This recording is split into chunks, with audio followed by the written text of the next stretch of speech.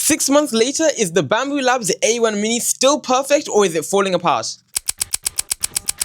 6 months ago, I made a review of the A1 Mini, and I did the initial setup, first prints, and I gave a basic review, and I'll link that one right there. But right now, is it still performing the same, or has the quality taken a nosedive? So I've been using this printer a lot, like most days, and I haven't noticed any significant breakdowns or a lot of failed prints. Although when I'm pushing it to the limits, like doing a lot of small, thin towers, then I can notice a lot of stringing or poor bed adhesion or whatever, because if I had a lot of tubes going up in the same print, like this one, then it would fail really, really badly.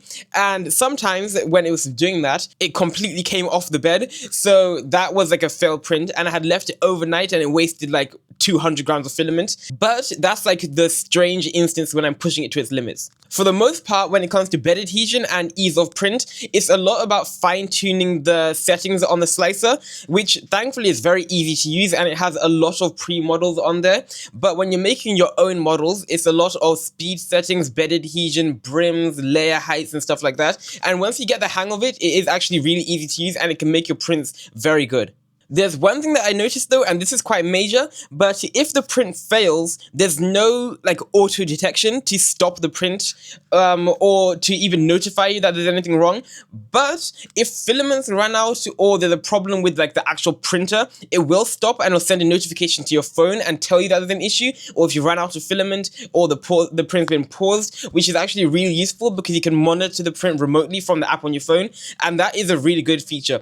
But if there's any issues with bed adhesion, like the print's like completely gone or it started stringing, there's no detection for that whatsoever. I haven't actually noticed any major print quality changes from the first print up until how I'm printing right now. There haven't been many major issues. Even from when I switched to PLA to PETG, it's still been printing really, really good. And one thing that I really like is like the auto flow calibration, the bed leveling, and all of that. They happen before every single print, which means that they're easy to remove from the bed, and the brims come off really, really easily, as long as you let them, like, the bed cool down a bit. But that is one thing that's been a lifesaver, and they don't have those at the printers at my school. So that is like a really, really good feature. There are a few maintenance things, like you get notifications from your printer, and it will tell you that you need to re-lubricate the rails, like the X, Y, and Z rails. But that's hardly like ever happened. It's only happened to me twice, and I've been printing a lot with it, so you don't have to worry about that too much. But there's also been a lot of like filament wastage. So say for example, like at the start of every single print, it purges the filament. That's fine, it clears the nozzle out. But then it goes through like 3 cycles of where it makes a ball of filament. I just call it cookies, but it makes a ball of filament and just spits them out. And like if you have a bucket, then it fills up really quickly and you realize how much filament it's actually using. But that isn't as much of a major issue if you've just got like a lot of filament in the backlog anyway.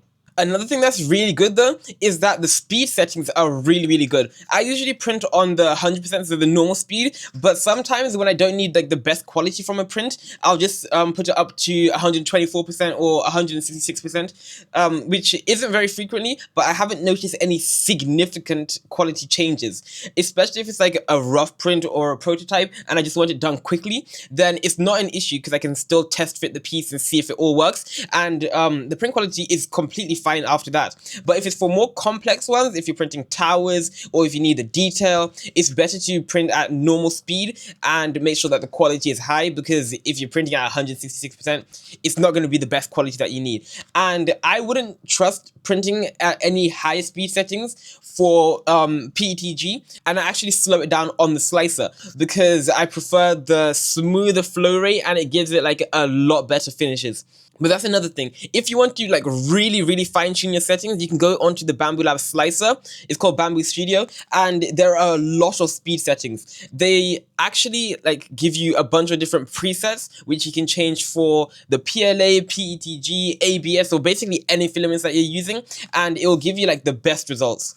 You can even create your own presets, like you can use the base for Bambu, PETG or PLA, and then you can just modify slight things like the bed temperature, the nozzle temperature, the speeds and all of that, because I usually use Elegoo filament from the school, but when I use that, I've got my own presets, so I've changed the speed settings and all of that, and it gives me really nice print finishes, and it's just a lot more fine-tuning. But if you were to get Bambu filament straight from their site, then it would give you like the best quality prints without any fine-tuning. So it's just up to preference as to which one you want to use, either like a second party one or like original filament, but it's just more fine-tuning. But once you've got those settings configured, it's just like really fine and you won't have to change it again. One other thing that I've noticed is that the noise really isn't that bad. Like if you print at the normal speed or even 50% speed, then the noise can actually be like, you're gonna hardly notice it. If I'm upstairs, you can't even hear it, and it does the vibration compensation before the prints, so that automatically basically cancels out all of the vibrations, so you can hardly hear that.